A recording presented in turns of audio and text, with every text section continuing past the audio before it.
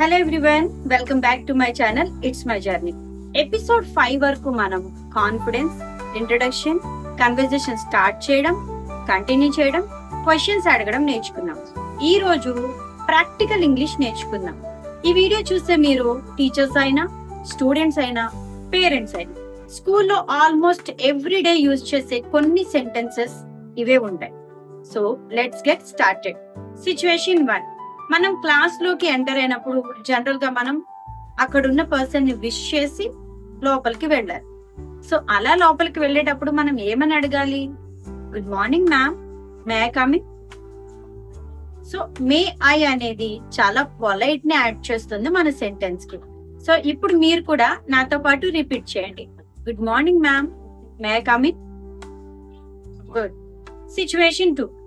ఒకవేళ మీకు టీచర్ చెప్పింది అర్థం కాకపోతే సైలెంట్ గా ఉండకండి.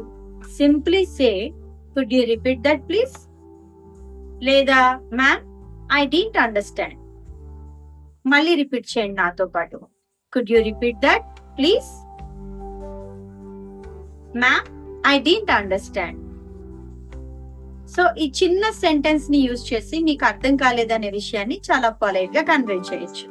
ఇక సిచ్యువేషన్ 3. మీకు పర్మిషన్ కావాలి బయటకు వెళ్ళడానికి. May I go out? Water తాగాలంటే may I drink some water? ఒకవేళ may I drink some water? Yes. ఈ రోజు golden tip. Remember, big English మాట్లాడాల్సిన అవసరం లేదు. Simple English with confidence is enough. రోజు ఒక్కో సెంటెన్స్ ప్రాక్టీస్ చేసిన మీ ఇంగ్లీష్ అనేది ఆటోమేటికల్లీ ఇంప్రూవ్ అవుతుంది. మరి ఈ రోజు హోంవర్క్ ఏంటో తెలుసా? ఈ రోజు మీరు నేర్చుకున్న సెంటెన్సెస్ లో కనీసం 3 సెంటెన్సెస్ ని యూజ్ చేయండి. యూజ్ చేసిన తర్వాత డే 6 కంప్లీటెడ్ అని కామెంట్ బాక్స్ లో టైప్ చేయండి. So finally, practice everyday. Speak without fear.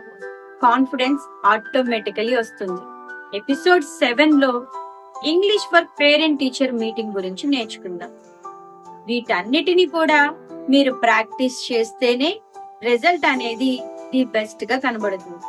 చూడ్డానికి ఇవి చాలా చిన్న సెంటెన్సెస్ లాగే అనిపించవచ్చు, బట్ మీరు గమనిస్తున్నారా? మనం రోజుకి 4 సెంటెన్సెస్ నేర్చుకుంటున్నాం.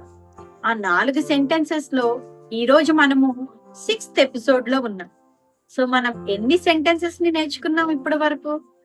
చూడ్డానికి చిన్నగా ఉన్న ఈ చిన్న చిన్న స్టెప్సే కొన్ని డేస్ లో మిమ్మల్ని ఒక కాన్ఫిడెంట్ ఇంగ్లీష్ స్పీకర్ గా మార్చిపోతుంది. సో కాబట్టి ప్రతిరోజు సిన్సియర్ గా ప్రాక్టీస్ చేయండి.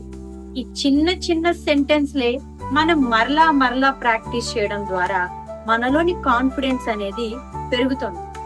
మీరు మాట్లాడేటప్పుడు ఆటోమేటిక్ గా మీ ఇంగ్లీష్ ఫ్లో అనేది సెట్ అవుతుంది. 1-2 సార్లు ఇవి కాస్త కొత్తగా అనిపించవచ్చు, కానీ మీరు గమనిస్తున్నారో లేదో, మనం రోజు ప్రాక్టీస్ చేస్తున్నాం.